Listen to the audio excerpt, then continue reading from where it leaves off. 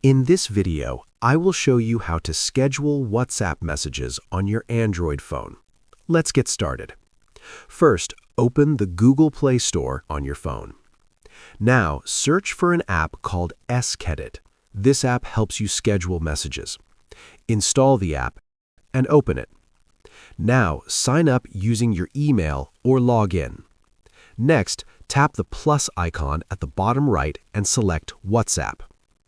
Then choose the recipient by tapping the plus icon. Select WhatsApp and proceed to check requirements. Now you need to enable permissions. Turn on accessibility for Eskedit. Then disable battery optimization. Once done, go back and tap the plus icon again, then select WhatsApp.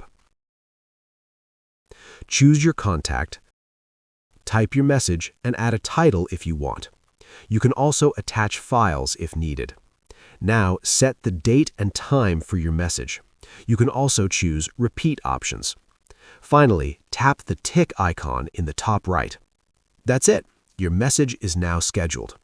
I hope this video helped you. If it did, please like the video, subscribe to the channel, and press the bell icon. Thanks for watching.